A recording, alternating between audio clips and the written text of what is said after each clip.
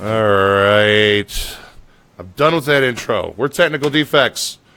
I'm throwing stuff around. As you can see, there's Joe. How you doing, Joe?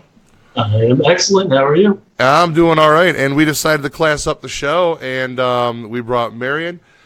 Oh, boy. Marilyn. I messed up the first name. Oh, my God. I'm going home. I quit. Marilyn, what did I tell you? Marilyn Ghigliotti. Hi, how you doing? Did I get it? Did I do it? Defects over here. Oh, man. Oh, I don't even know what to say after that. Yeah, try it again. One more time. Marilyn Ghigliotti. There you go. I even got that little New York overtone behind it too. There you go. What's going on, Marilyn? How you doing? I'm great. I've had a busy week, had a busy yesterday, today. So yeah, now we got this going. All fun. All kinds of random stuff going on. Got cons going on. What you up to? Well, not so much in the realm of cons. Okay. I do have Saratoga Springs next week. Okay. No, in 2 weeks. Next week is Wondercon. Now, you have an announcement about that, but we're going to save that for a little bit. Let's save it. Yeah, we're going to hold that off for a little bit out there. Now, just so you know, in case you tune in and you've been living under a rock for, 20-some years, Marilyn was the star of one of my favorite movies. She was one of the stars of Clerks. You know, as everyone thinks, if they don't know the name, they're like, oh, that black and white movie where they talk a lot. Yeah, I like that one. How did that, see, I've heard Kevin Smith, the director of the movie, I've heard his story on how that all came about for him. How did that all come about for you? Let me turn this down. I thought it was me. Which I normally do. So for me, I was doing community theater in New Jersey at the time. And I was in the middle of a show called Same Time Next Year when I found out about it. And it was auditions were being held at a community theater that I had worked at as well. So basically I knew I had to prepared a monologue, went to the audition, saw quite a few people there, although most were looky-loos and not really auditioning and just checking everybody else out. And so got up, did my monologue, and I will say that honestly, it was all right, my audition. I personally wouldn't say that it was my best audition for that monologue, but I'm happy it got me the role. Well, absolutely, you know. Yeah, Kevin called me, I'm not quite sure how long after, but it was pretty soon afterwards, to say that he'd like me to take the role, but he would want me to come down to the convenience store, get the script, read it, make sure I was comfortable with the dialogue. I read it, I realized why. Right. And I took it to work and was reading it there and was pretty much laughing at the whole thing. And so I was just like, yeah, absolutely, I'm in. Now, again, we're going to talk about that dialogue there. How does it, how do I want to word this? When, we'll do two versions of the question. What was your reaction? I mean, you said you laughed at it and whatnot. Did it catch you off guard when you discovered that your character had a certain affinity for Dick? To be honest, trying to remember what happened 25 years ago. Right. Because the film was 24 years ago, so... Wow. 25. I hit that 25 years right on the head. That was a total guess on that one. Yeah. So, yeah, I honestly, I can't remember what my reaction to that was. Well, I'll tell you what the best thing right now is I think I made Joe blush when I asked you that question. Well, He does look a little red. Now, here's the thing. Here's the one thing you got to realize. We have been a show that has predominantly dominated by men. And when we've had an opportunity to have you on here, I'm like, oh my God, do we behave? Do we not behave? Are we really trying to class things up? I tried to do that once. It didn't work. I tried putting like a plant behind me. It just didn't work out. And, but no, you are officially our first woman guest, female guest on our show. And I can't think of a better person to have on, to be honest with you. Well, I'm honored. Coming from the creepy bald guy, I don't know if she's going to take that. Well, it's like, don't look creepy from this angle. That's right. I'm pretty. I'm pretty for a fat guy, so I don't want to hear it, Joe. You just sit there in Florida and blush. See, he's in Florida. I'm up in Cleveland. Oh, okay. Yeah. I try to stay as far away from him as I possibly can, and only talk to him once, and only see him once a week. According to my fiance, this is my boyfriend. Have you met my boyfriend, Joe? Work husband. Work husband. That's what we're running with. So back to what I was going to ask you. Let's forget about Joe. When you're at cons and whatnot, does it catch you off guard? Because I was reading one story where you and Brian, story was from the point of view of one of the con goers. Okay. And you and Brian O'Halloran were walking down the street. In case you guys don't know, Brian plays Dante in the movie. And as you guys were walking down, somebody just yelled, 37 dicks! And you turned around laughing, and Brian was like, deer in headlights, like, what?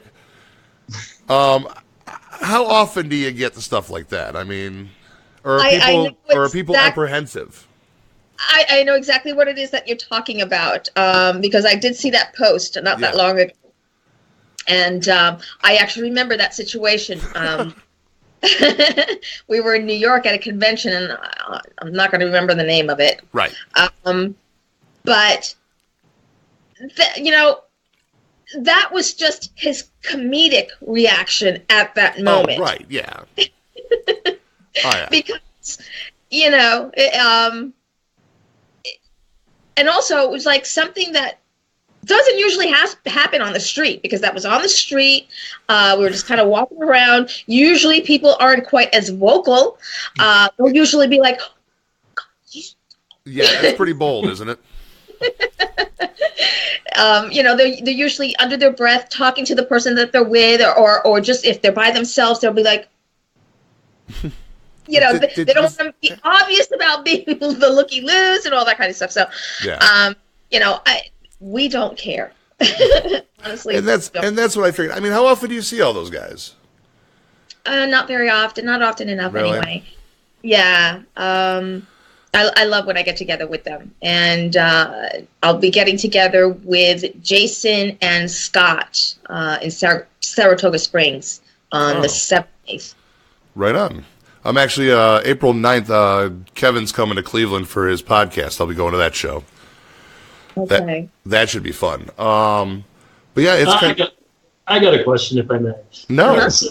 You read the script, and I mean, first thoughts, people are going to see this movie. Are you going, oh my God, what are mom and dad going to think?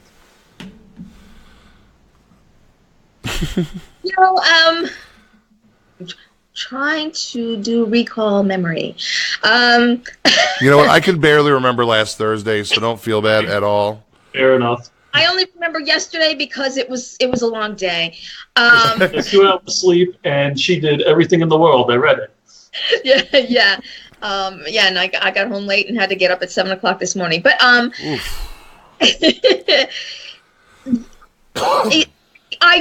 know that for me, it was a thing about just going from the theater and now putting it onto feature film and just kind of advancing the career, getting some more experience, going to the next level. And so really excited about doing that. As far as the reaction of my parents seeing that, what we're talking about and stuff like that. So,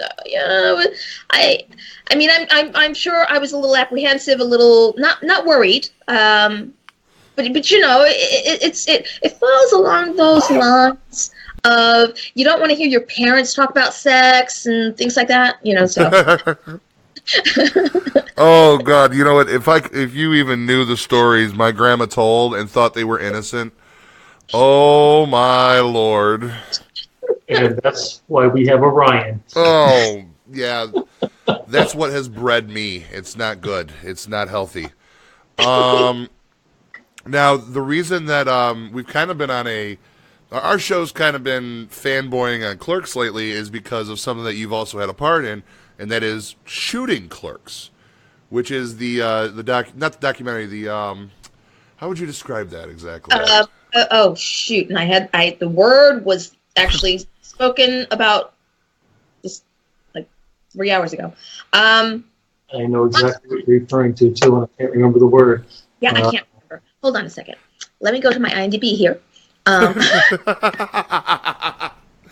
we the ones that are supposed to be relying on the IMDb? Isn't that us? In the interview yesterday, I can't remember the word he used. Wow, apparently we all have really good pot dealers, and jeez. See, this girl, she doesn't do that kind of stuff. I know, but I had to go with something. Biopic. That's, yes. Biopic, correct, yeah. Yeah. That's what I was, yeah. Now that we got that out of the way. Okay, so continue with the question. But, well, just in general, what exactly is your involvement in the biopic? Was it just is it an interview type thing? Is it a role in it? What is it exactly? Well, I mean, the film itself basically tells the story of how, but not tells the story in the way of a documentary. Right, that's right, yes. It actually tells the story the way a film is telling a story.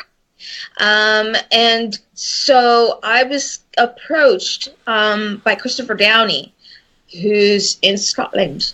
Yes. And that was a terrible choice. I wasn't going to point it out. I was just going to let it roll, but Because it actually went more a little British than anything else. But anyway, we conversed via Skype quite a bit, and he wanted to make sure that he got all the info that he could about this and to tell the story as close to possible. But I do hear that liberties were taken by those who have seen it, because I've not seen it yet. Okay. But he asked, originally he wanted myself and Scott to play Kevin's parents. Now, Scott Schiaffo, he did get to play Kevin's father. And they were originally going to have us fly to Scotland, which, darn, I wish it could have happened. And they were going to shoot that all out there. But because of all, that being that I'm in the union, certain things have to be done a certain way. It just, financially, it was not going to happen. Right. So then what wound up happening, they found a producer in Florida. And so he was able to do what was needed to be done here in the States. And so they changed my part to play Allie, the Village Voice editor. Okay. That calls up Kevin to let him know about the whole situation, and to do the article for the Village Voice. Okay. And so that's basically, and also I do have like a little producer credit as well in there to get around certain things, but it also helps in other areas as well.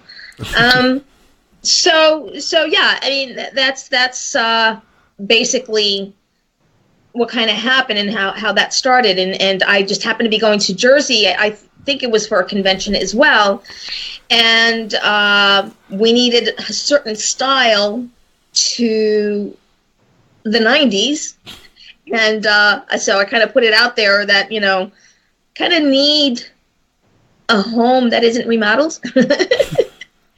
And thankfully, my ex-sister-in-law, not dragging on her place or anything like that, you know. Hey, just so you know, you haven't updated your stuff in a while. Good, we need it. So we filmed in her kitchen, and she was kind enough to volunteer her place. And after we did our shooting for that day, then we kind of did a little interview as well afterwards. But it was a lot of fun to work on, and you know, it's like thinking about that whole thing. It's kind of weird, you know. No one ever thinks that they'll get memorialized in a certain way about themselves, right? And played in a film, especially while they're still alive. Being that we are talking about shooting Clerks right now, because they've had quite a few screenings already, and a couple in Jersey. And unfortunately, because I live in LA now, and I'm poor, I wasn't able to fly out there for any of the screenings that they've had. And not that there is a screening coming out here just yet. You know, they're doing some works on some of that right now. But next week at Wondercon, a couple of the guys will be coming out to California, and we're going to have a panel at WonderCon on Saturday night at 8 p.m. room 300B. I was given the okay to actually talk about this. I was literally just asked hours ago. Nice. Yeah. So you're gonna be on the panel? Who else? I'm going to be on the panel. James Ryan, and hold on, because I wasn't told exactly who's going to be on the panel. Let me see. Here it is. I have things on my computer. She's got notes. Well, just links. I was going to say, just run with it. Just run with it. She's in a digital age. I'm still using. Oh, shoot. And it was here. Now it's gone. Where is it? Well, anyway, there's about two of the other, because I think there's only about 4 people that are allowed on the panel. Okay. So, yeah, James Ryan, and I'm sorry, I think Christopher Downey is going to be one of them, and don't recall who else. Okay. Right on. And that is at WonderCon, you said? WonderCon, which is in Anaheim at the convention center. Oh, very cool. And when is that taking place? What's the dates on that? It is Friday, Saturday, and Sunday of next week. Okay. So the 23rd, 24th, and 25th. There you go. Yay, I looked at a calendar earlier today. Actually, it's just because tomorrow's St. Patrick's Day. I'm doing the math in my head, you know. Not me. Okay. We do have a chat room for questions and stuff for the live video. Mike Tackett out there wants to know if you can tell us anything about your upcoming film, Thursday the 12th. I don't have very much to give on that. I shot that, I think, about 1.5 years ago. Yeah. Funny story on that, though, because Brad Leo Lyons, he's the writer, director, producer, who just recently moved to Georgia. But I first met him a couple years ago. We've kept in touch. We keep in touch via social media. And I was out and about, and I get a text message from him. Hey, are you free? Can you talk? And I was just about to go into Big Lots. And so I'm texting him, and I'm going in there. And he's like, how'd you like to come out to Michigan? How'd you like to be in a film or something like that? And I'm like, when? He's like, tonight. I was like, okay. Sure, why not? It's like, okay, this is what I got for you. This is what I can give you, and let me just call the airlines, try to get you flight reservations, and I'll keep you posted. And so I'm like, okay, I guess I'm not going shopping. Let me get in the car. Let me start packing. I have no idea what I'm packing for. But okay. And so here I'm driving, and I at least knew where I was going to be going as far as the flight itself. So I went to the terminal and basically picked up my flight information there. Got there. I think was there for 4 days, and was basically given the lines right there and then. But I mean, it was such a quick thing, but it was a great experience as always. But I don't know if they've changed anything since then. I'm not even sure it's finished. But I play this woman who works in a store, and it's just like I can't really tell you about it, because I was not even given a full script. See, that's the best part. You were pretty much, this is the character, this is what they're doing. Don't worry about the rest of the movie. Just go ahead and do it. Yeah, pretty much. That's great. And for those of you guys that are just joining us out there, I'm going to butcher her name again. Marilyn Ghigliotti?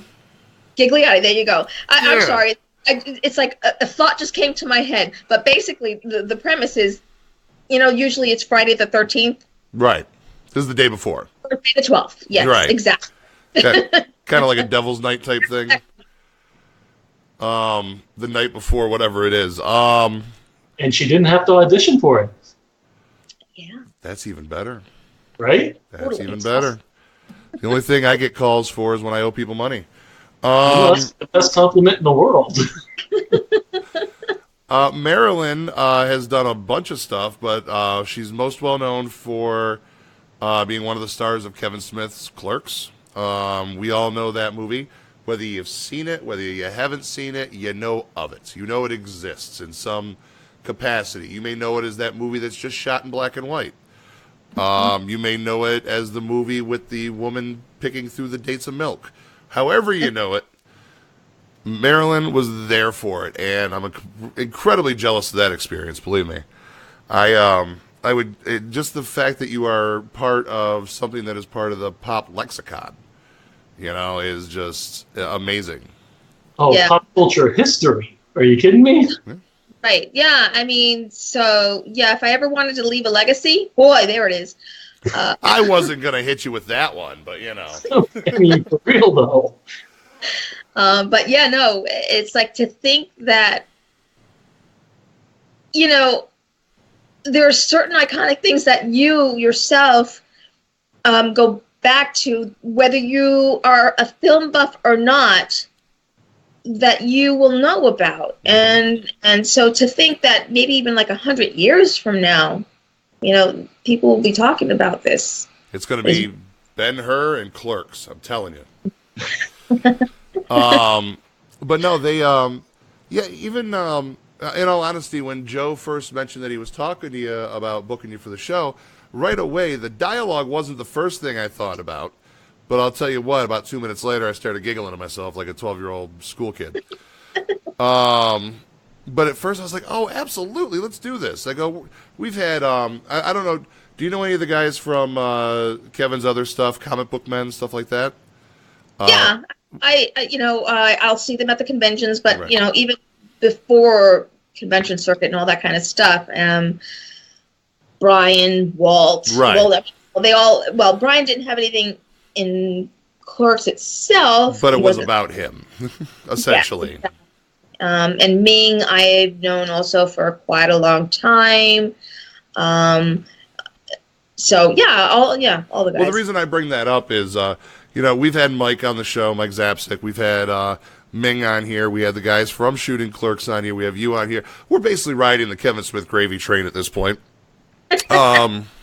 He is, not me. Well, that's fine. I'll take the blame. I'll bleed that rock till it's dry. April 9th will be... a couple of weeks ago, we had Chris Bain on. That's what I said from shooting Clerks. Chris Bain was here. Great guy. what I was going to say is April 9th when I'm at the show, I'm just going to be the idiot standing in the back going, "Come on my podcast, Kevin!" See if that works. You never know. We don't let Ryan out. Yeah, I don't get out often. They don't know. It's bad. It's like I do the talking and setting up for the show, and Ryan just... I do the technical stuff, and I spout off a bunch of crap. It works beautifully. Now, podcast is it that you're going of his? Hollywood Babylon. Him and Ralph. So Ralph, yeah. Yeah. And in fact, it's like, this is a little tidbit that Ralph even told me that I should do that I just don't even think about doing. It's you can actually let him know that you're going to be there and do little questions and whatever via Twitter, I believe. Yeah, and email. He still has an AOL email. Wow. Yes, Ralph Garman is who we're talking about. To their show, and I went and I said hello, and Ralph is like, "Why don't you let us know that you're coming?" And I'm like, I didn't even think about it. I just don't know. Yeah, they put on a heck of a show, and the best part is all of you guys, just everything that you guys do, you just sound like you're having fun. Mm-hmm. When you're doing stuff together, when you get that crew together, it almost feels like you guys are having a reunion every time. Yeah, no, absolutely. It's like I love when I get together with the guys. I really do, yeah. Especially Brian and Scott. Mm-hmm. When we get to go to a convention together, we basically hang out the whole weekend. Right. With Jay, it's a little bit different because lots of times they'll actually put him in a whole different area because he's a little bit more A-list than we are. You know the funny part? Anybody that's ever met Muse doesn't understand how the hell that ever happened, but you know. He thinks that as well. I know he does. That's the best part. So, and it's like usually it's like he has his own little thing that he does, and also because he doesn't want to put himself in situations that will be certain things that maybe he doesn't want to be around anymore. Right, yeah. So, yeah, Yeah, absolutely. That I am familiar with that. That's actually what one of their podcasts is completely about. Jay and Silent Bob Get Old. Yeah. Yeah, their own little intervention. Thankfully, I haven't had to have one of those myself. So we're on the right track. Thanks, Mom and Dad. But, so what do you currently have that you're gearing up for? Like, whether it be, we're not ready to totally wrap it up yet, but what do you have in the hopper right now in terms of anything other than going to Big Lots? Well, in the hopper, so to speak. Yeah. Excuse me. It was about water. I had a cold not that long ago, so it's like it's still kind of lingering there. Yeah. 4 weeks later, it still lingers for me and my daughter. So yeah, I get it. As usually, it lasts about 2 months for me. But this time, when I started feeling what felt like a sinus infection coming on, I loaded up on the garlic. Nice. And the Zicam. Yep. I mean, it's like you would have considered I was overdosing on the stuff. So it kind of blocked it down a little bit, and also because usually kind of starts to settle down in here and get bronchitis. Mm-hmm. I did my inhaler and just took care of it. See, personally for me, my go-to, if I know that I'm about to come down with something, I'll take an entire day and I'll check out as best I can. I've got a 3-year-old, so I can't completely check out. But and she's too adorable to ignore anyways. But I will check out for the most part, and it's a Theraflu and NyQuil day. Mm-hmm. And you could easily lose about 6 to 8 hours off some Theraflu and NyQuil. But I would cover up with about 4 blankets, wake up in the morning or whatever the case is, and I feel like $1 million. It's fantastic. Yeah, that's the other thing I did too. NyQuil at night, go to sleep. Didn't have anything to do that weekend, which was perfect, so I slept. NyQuil, when you have nothing to do for the next 48 hours. So I posted this on the World of Kevin Smith, and just so you know, Scott just liked it, and he commented on it, which I can't look at right now. But Scott is around. Awesome. He's So yes, back to the question. oh yeah, we're doing an interview. My bad. Let me give you I'll give you some recipes later to go with the cold remedies. Okay. So about a year ago, I did a pilot in Albuquerque, New Mexico, called "At the End of the Santa Fe Trail," which was a period piece. I don't know how much more I can really say on that, but let's just say I talk a little Italiano. Ah, nice. Mind you, I don't know any Italian. I just looked it up and did the translator, and did the lines for me. So then I put it in my own way. But it's a small role. But it just got picked up by a Christian channel because it does have a lot to do with my daughter, who is a nun.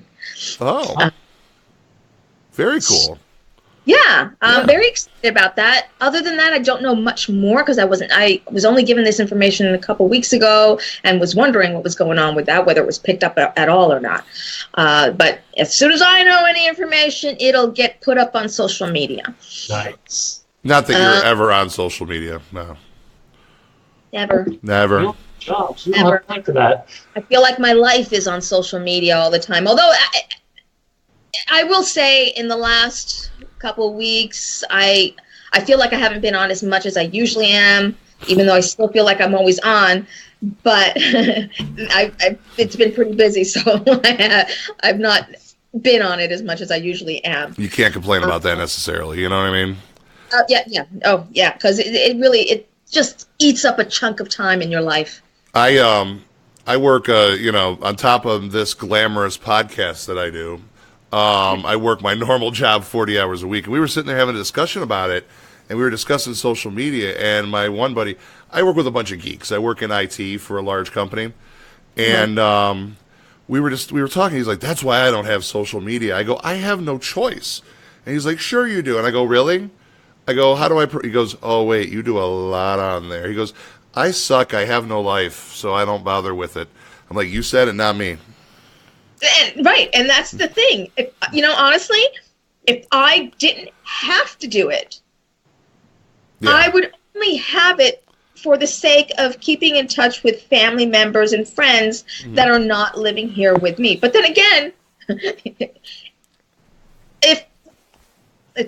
if I weren't in this business, I probably wouldn't be in LA either. That would be saddening, but because then I'd still be on the cold East Coast. But hey, so Florida. Well, I hate the cold. But yeah, I mean, I would have it only for that, and I do like Instagram a little bit better than the others. I do fall short on the Twitter. It's so hard to maintain all of these. It is. It totally is. And it's like, I don't have money to be paying somebody to do it for me. Not even that. In order to even get decent software to take care of it, you got to pay for the software too, like Hootsuite and things of that nature. Well, I don't have any of that stuff. Right. No, I'm talking, you don't have the money to pay for somebody. I'm saying the software is the same thing. It's dishing out money to take care of it. And it gets a little ridiculous. Well, back in the day, I used to only use internet to pick up women, but now that I'm not single anymore, I have to find another purpose for it, so we created a podcast. Yeah, and now he has a Joe to do all the social media, so... I just click share occasionally. Or a Joey. Well, Joey can be male or female, so that's why I went that way. I'm kind of like the Queen of England, I don't really have any authority. I just come in and I make an appearance and I go, hello, everybody. And then I leave and Joe's still doing the work. So getting back to that question. Not that I'm left turning all the time or anything. See, I've been left turning myself. But back at the end of January, I was in Utah working on a short film with Tom Proctor and a mutual friend of ours, Mo Kelly. And so basically Mo Kelly was telling Tom Proctor a story about a certain situation in her life. And he was like, wait. Got out his phone, recorded, or got a recorder, I'm not quite sure now. Tell me that story. And basically got somebody to write a script about it. And they were originally supposed to shoot this in upstate New York. Things kind of fell through. Things didn't happen, got postponed. And so Tom has some roots out in Utah, just over the border of Arizona. Mm-hmm. And the short film is titled Laid Over, and basically as in flight. We got to shoot at an airport in St. George, Utah. It's gorgeous out there, by the way. Very quiet, laid back. Pretty much nothing there. And they asked me if I would do hair and makeup on there, but they also wanted me to do a role.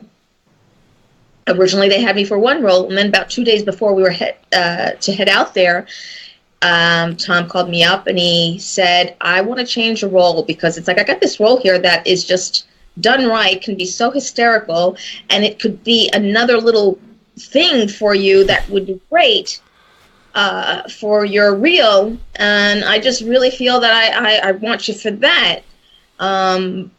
Now, he gave me a little bit of direction that I'm not going to give away because it kind of spoils the character that I developed for this. But it was a lot of fun to work on. And, it is a short, so it's not like it's going to be in theaters or anything like that. It's in post-production. So once they're done, they're going to submit it for festivals and things like that.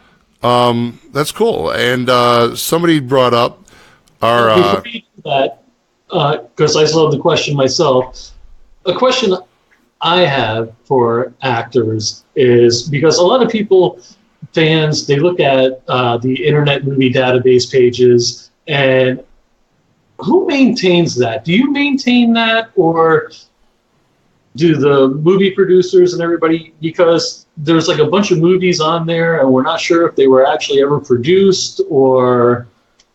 Is my question on IMDb. On IMDb? Yeah.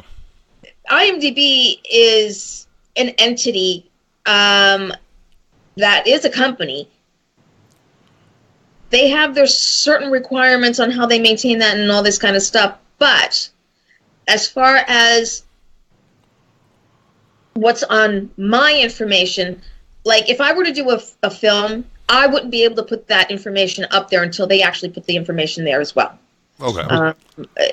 And I can't just attach myself to a film until they basically, the film company, or like if it's a feature film that they're putting up there or whatever it is, whoever's producing or in charge of that film, they try to get their information up on IMDb and either approved or not approved. But once it is approved and it is put up there, then I can attach myself to it as long as they have me in the credits. And so that makes me credible. The reason I ask is because people are asking questions about a particular movie. And I remember, actually, Ryan, I got burned by Mike Sapsik on that once. Did you? I don't remember that. Yeah, something that was in production with a kid that he did something with, an animation. Oh, yeah. So, and I was just like, I saw this, and he was just like, oh, man, you've been reading too much IMDb. But go ahead with the question that was online. There are some times where there's information on there that is not completely legit, or it's misinformation. Just kind of like Wikipedia to some degree. Okay. Somebody in our chat, they were asking about working. Did you ever work with like Kane Hodder or Dee Wallace and Tyler Mane? Wichita is something they particularly mention. Is that? Unfortunately, I have no idea what's going on with Wichita at the moment. Okay. But they're scheduled to be on there. I've been to conventions with Kane Hodder and Dee Wallace. Mm-hmm. Both wonderful people. Oh, Kane's great. Yeah, and but things have stalled a little bit on that. So unfortunately, I don't know what's happening with it. But hopefully they can get things kind of rolling and moving, and that it does happen, because it is a horror film. I play kind of a gypsy thing, and I have this whole little fight scene that would be very cool. Nice. Marilyn's going to do some ass kicking. I'm in. That's why I asked the question ahead of time, because we don't know how much of Internet Movie Database is actually come to fruition, or... It's on the internet. It's true, damn it. It's got to be true. And we've had Kane on the show. He's a great guy. Oh, yeah, okay. And that's why I wanted to make sure I mentioned it, because, Kane was one of our favorite guests. We had a good time with him. But, I forgot where I was going to go with that. That's great, because you talk too much. So damn. I know some people that really talk a lot. You're going to be seeing him pretty soon, as a matter of fact. Yeah, right? No, he doesn't talk at all. God, no, stop. No, I'm kidding. So one thing I wanted to ask is, besides Clerks, what was one of your favorite projects that you worked on? Okay, so this thing that I have, because it's something that always comes up everywhere. But even in life, it's like, people want to know favorite things. And honestly, I don't like having to pick favorite anything, because I don't want to have to pick. It's like... Oh, I see how you are. Just stand around being all indecisive. I've done things. I don't have to pick. Decisive. It's about wanting to enjoy all of it. Why do I have to pick one? Especially, trying to pick your favorite child, as far as amongst the films. No. Mm-mm. It's easy for me to pick my favorite child. I only have one. I can leave it in that sense. Okay, let's change it up a little. And so, what is Marilyn's dream role, if she could pick any role right now to play? Oh gosh, now I don't know. Years ago, especially around the time of Clerks, it was playing the role of Alice in Lion in Winter, because there was an opportunity that I did have to play that role. Oh. But I also got offered another role at the same time. Oh, boy. Yeah. And so it was like, do you pick? It is a really nice, juicy role, but it's an ensemble piece. Or do you pick the one where it's like just two of you? Right. With a very long, drawn-out monologue, basically, with it. Yeah, so, and the other role was playing Dorothy in Same Time Next Year. Gotcha. I don't know if you guys are familiar with that play or movie. Not particularly, but I was just going to nod my head and smile. Yeah. No, so basically, it's these two people who are having an affair, but they meet at the same hotel every year at the same time.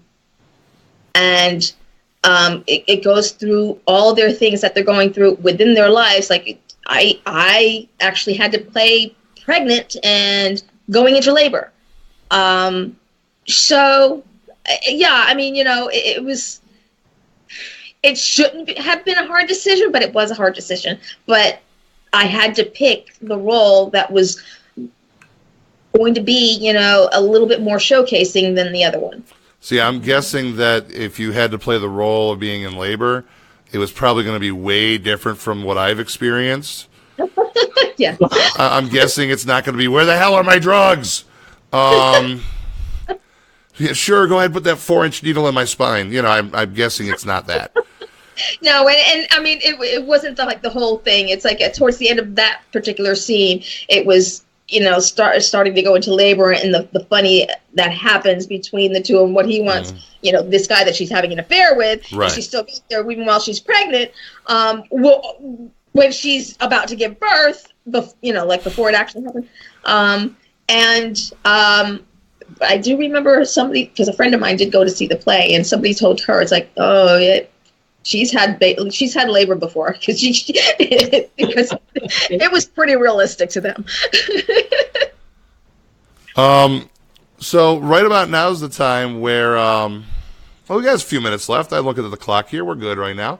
I talk too much. Joe, ask a question. I don't know. She was talking about labor, and I don't know why I envisioned Ryan in stirrups. It was... Push! It was not in the hospital room. It's like, the whole setting for the play, everything took place in a hotel room. Okay. So one location movie. And I had to age throughout the thing as well. So every time we entered, I kind of had to do myself different, but I also at a certain point had to start aging myself in the dark in this little mirror. So that's awesome. So I want to touch base on the cons thing for one moment. What is your favorite story? What is the best story? Not the best story. What's one of your preferred stories from your a con that you've done that sticks out in your mind? Just something fun that happened. Oh boy, I see the engine turning. Spot, man. Come on. She's sitting there going, "Oh, what can I actually tell him?" No. I'm trying to. Nothing is like, bam, coming into my brain at the moment. And there's nothing wrong with that. It all becomes a blur after a while. Well, for me too, I'm also one of those people where I'm a triggered memory type of person. So, like, I would never have remembered that situation with the person, calling out the 37 until somebody actually mentioned it. Okay. That's I've never heard that before. That makes sense. I'm going to start using that excuse at home. Triggered memory? Yeah. If you don't mention it, I'm not going to remember it. I mean, I'm already in trouble for not taking the dog out, so I'll deal with that afterwards. You didn't mention it to me. I'm sorry. I didn't remember. That's a little different. Well, I'm going to run with it. I'll be like, Marilyn was talking to me about this. It's not about what you have to remember to do. It's about things that have happened in your life. Marilyn, do not step on my hopes and dreams. Please, I need something to get me out of the doghouse on this one. I'm sticking with your woman. Ugh. What the hell? No lasagna for you. No, it's already in the fridge. I made it the other night. We're good. No, I mean, I've always had a lot of fun at all the conventions. As to anything that's kind of like, gosh, I don't know. Here, okay, this didn't necessarily happen at a convention. Okay, kind of happened after. And I'm sure that you've seen on my IMDb that I'm supposed to shoot a film by the name of Murder Hill. Mm-hmm. And so I forget exactly when, and time just kind of like meshes together. But I did go up there to shoot the trailer for Murder Hill in between conventions. And so I was at a convention in Virginia, I believe. And so instead of coming back to LA, the flight was changed so that I can go to upstate New York. And so Brian and I were able to go from Virginia to Newark.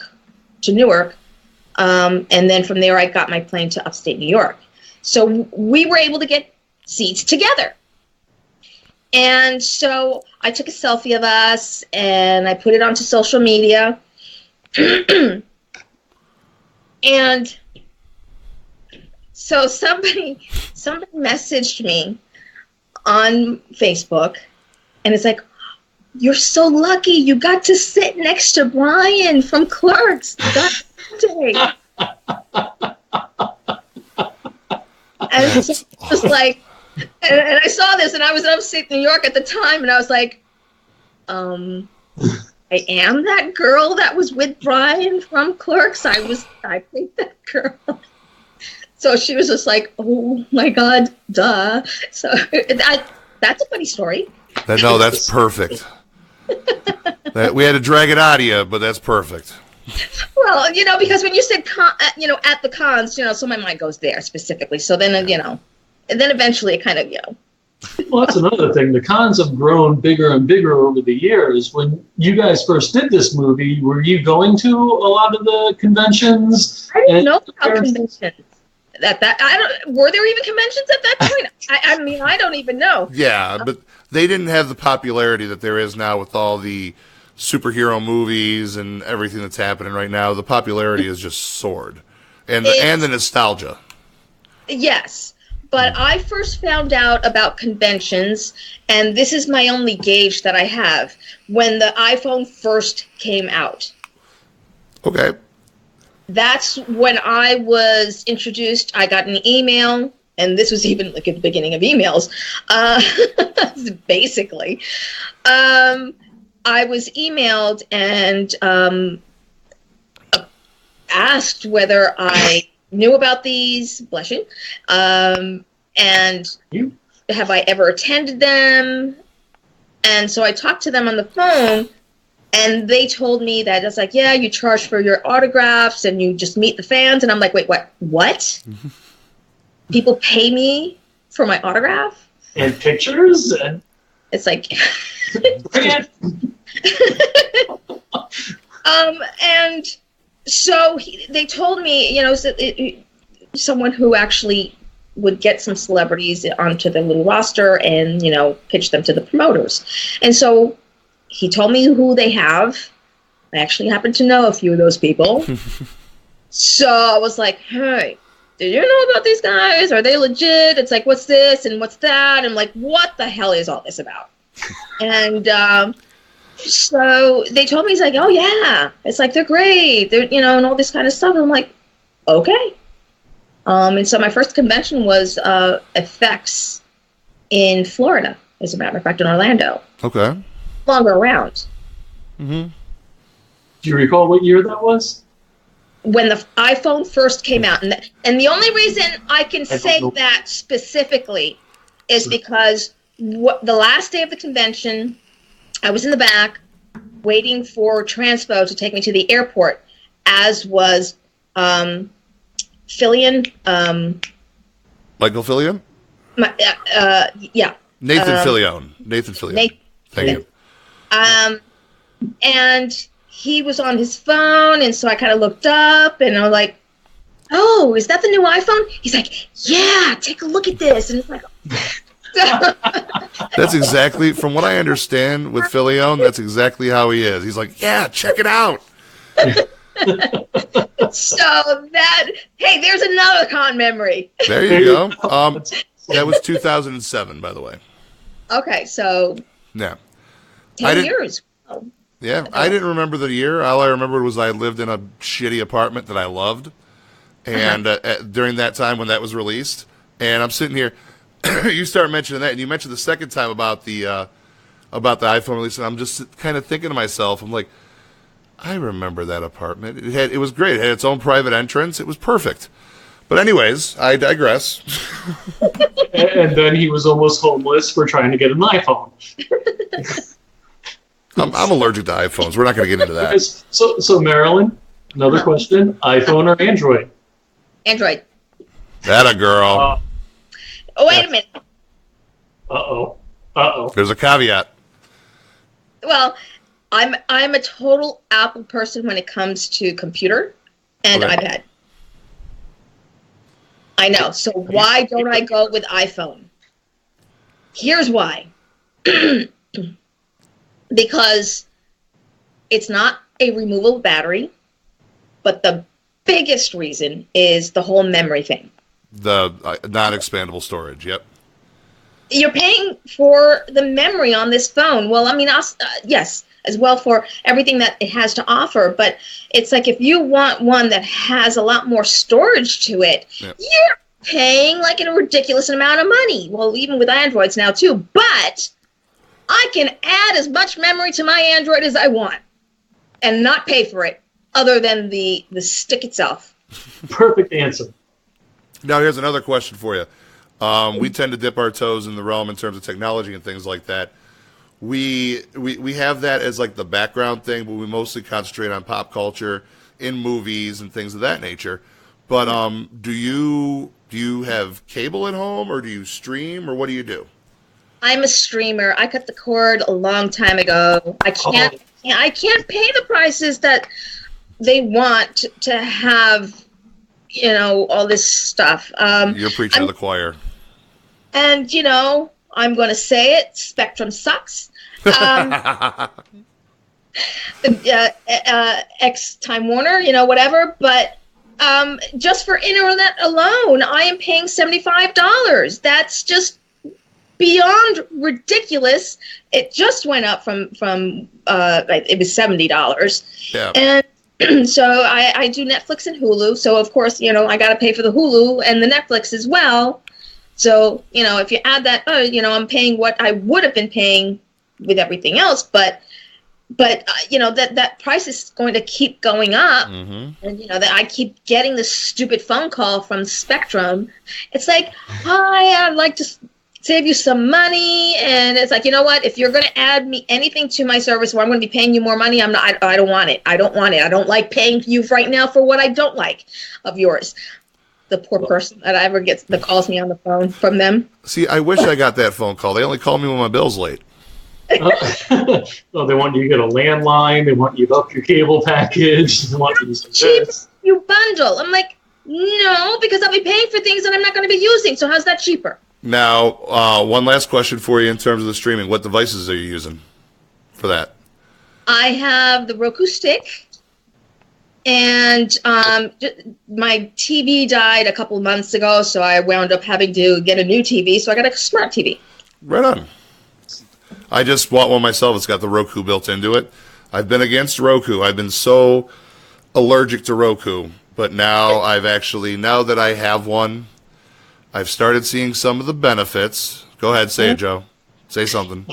Well, I do have to say something that I'm actually affiliated with a Roku Facebook group that has over 14,000 members that this is posted in right now. So they're going to love you for that answer. As views for the show. Well, I have had Roku since its inception. So basically, I pretty much kept with the original Roku box until Stick came out. Yep. You got some mileage out of that thing. I did. Joe's in awe. He's like, oh my God. I am, because I beta tested for Roku. Oh, did you know? I didn't beta test. And I've been using them since they were literally called a Netflix box when it first came out. Yeah, there wasn't much on it in the very beginning. It was like, what, 4 stations? Exactly. You hear that, Roku? You've got a long time user over here. You need to send her some of the new equipment. Send it over to her. Some advertising dollars. Let's go. We got this. Let's do it, Roku. The only thing that kind of like their remotes. The remotes. Oh my God, they're so bad. I use the phone app. It's the simplicity of the remote that it's supposed to be. But yes, I get what you're saying. It's but because it becomes free, it's like, I was told by someone who worked for Roku that they don't use all the best equipment in the remotes, so they kind of break down and whatever. Yeah, and you know what? I tell you what, if I'm watching something one more time and I go to hit the volume and I end up clicking on damn Hulu on the button on the bottom, I'm gonna throw that thing across the room. One thing I geeked out a little bit on one of Marilyn's pages. I believe you were really excited about the new Marvel movie coming out soon. Yes. Oh my God. Yes. The best quote I saw pertaining. Did you see the trailer that came out today? This morning, and I immediately, in fact, was it Kevin's post? I think it was Kevin's post that I saw. And I immediately shared it and was just like in capital letters, oh my God, oh my God, oh my God. That's literally what my post said. Word for word. I Literally, that's what I said. So if I was to ask Marilyn, DC or Marvel, I'm assuming your answer is going to be Marvel. Yeah. But I love them both. Oh, no. No. You see, But, okay. we got a Marvel and a DC guy here, so... If there was a choice of, if there was a DC and a Marvel up, I'm going to go Marvel first. I used to love you. Atta girl. But no, I do, because I very much enjoyed the last DC, with the whole... The Justice League and all that, and yeah. Absolutely. I loved it. Joe, if it makes you feel any better, Justice League is starting to grow on me. I only had to watch it 30 times. I'm still waiting for the 3-hour version, just so we see a good movie. But Nice. Some people wash, But no, I am all about Infinity War. The minute that I saw Cap standing there with Thanos with the hand coming down, and he's just holding it, I'm like, yes! And we have a guy that usually posts our links for us. He had the best quote. When I posted it up to our group, he said, I cheated on my wife by the time that was over. And I go, so did I, twice. I mean, as soon as tickets go on sale. Yeah. Oh, she's in. I think you and I might have to go back and forth just geeking out on that one. I am so in, it's ridiculous. Yeah. I might buy 2 tickets out of principle and go by myself. Well, sometimes out here, what they'll do, it's like they'll show the other ones, so it's like the full day. They do that here too. I did that once. What, like the 20-hour marathon? It wasn't 20 hours, and I'm trying to remember what movie I did that for. Actually, it was a Marvel movie. I know that. I'm probably going to guess Civil War. I can't remember. But it was only 3 movies, so there was 2 previous plus the one that I was watching. So okay, yeah, that's a little different. Yeah. I thought about doing like the full run ones because they recently had one out here, and it was. I want to say it was for Civil War, so there were a lot of movies behind it, and I'm like, and they did it for Star Wars as well, and I'm like, I just can't do it. I don't think my ass can handle that much sitting for that long. Honestly, I don't have that much time on my hands. That's the other part, too. I would have had to take a day off of work and everything else, and adulting, yeah. Oh, God, this being adult stuff sucks. If I may add, I don't have a pause button to go to use the bathroom, but hey, that's just me. That's a good point, too. Did you hear about the places now? Last thing I'm going to touch on, and then we're going to toss it to Marilyn here, but they're starting to put TVs in the bathrooms in the floor. Really? There's some theaters that are doing that now, so if you do have to go to the bathroom... Okay. Yep. I usually try to go before the movie starts and not too early before the movie starts, and try not to drink whatever my drink is, too fast, and just sit during the movie. Not me. Never works. Yeah, when you get that $52 big gulp, and yeah. 52. What are they discounted for you down in Florida? Do you have a coupon? Was it coupon day? No, I have every intention of seeing that movie, and I'm not even a theater guy. I used to be when I was younger, and I guess it goes back to the whole no time thing, But I love the theater, and I don't care. I go by myself. I used to be the same way, yeah. I've always enjoyed it. And it's like, during the day, even better, because there's hardly anybody there. Bingo. That, you know what? That was back when I used to be a DJ, and I'd work from like 9 at night till 3 in the morning. They gave me all day to do whatever I wanted, and I would do the same thing. Daytime, I went and saw every movie. Then I grew up. Comment online, and Jonathan Barnes says, a geek finds time, just saying. They do, but maybe not for the theater necessarily. Right, exactly.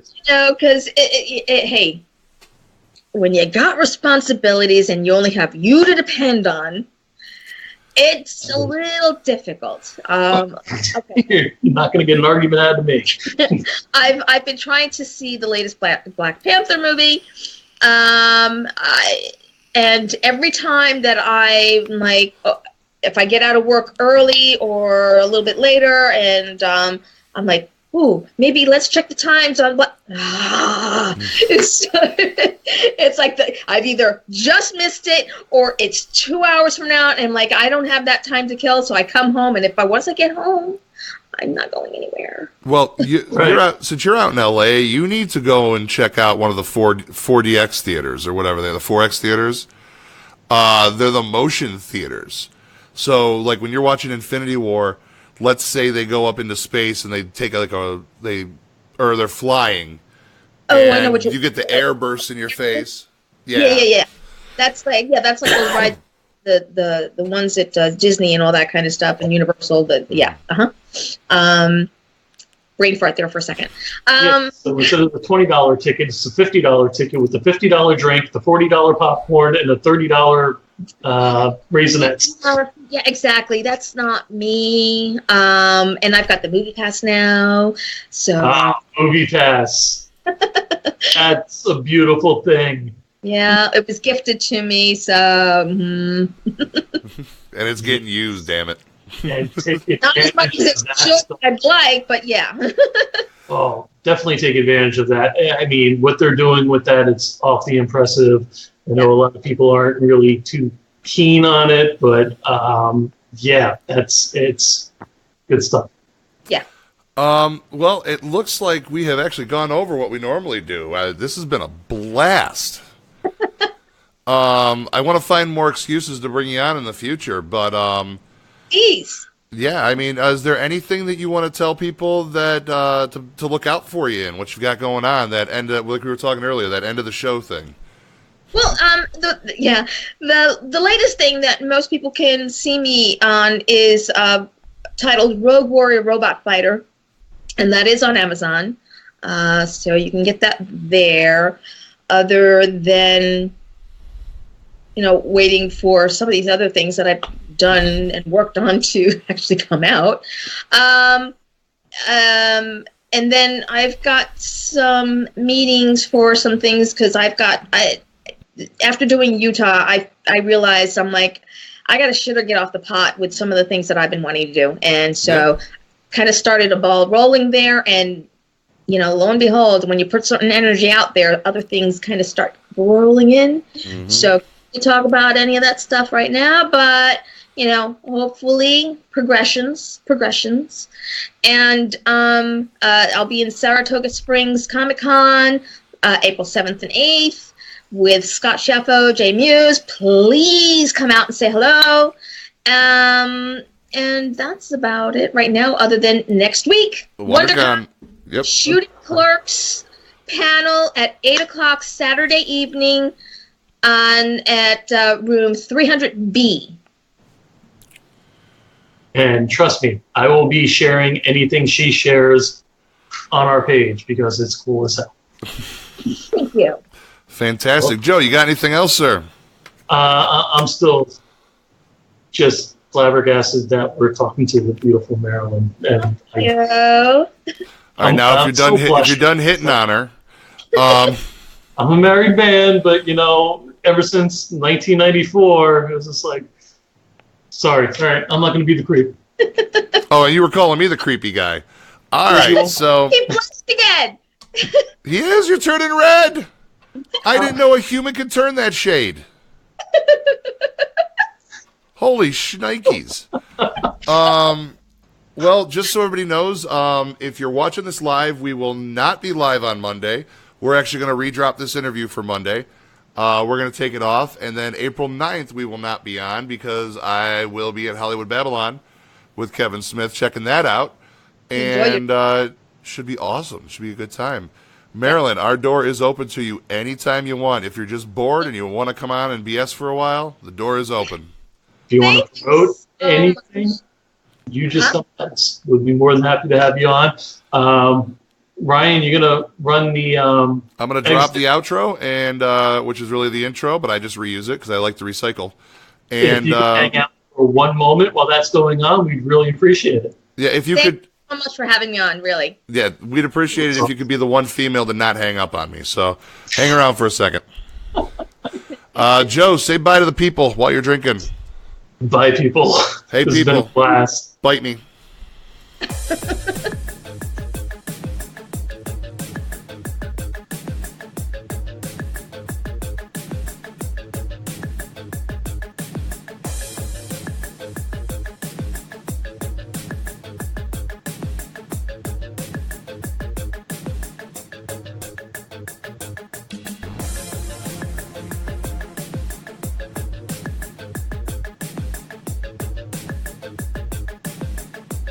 You need to cut that down a little.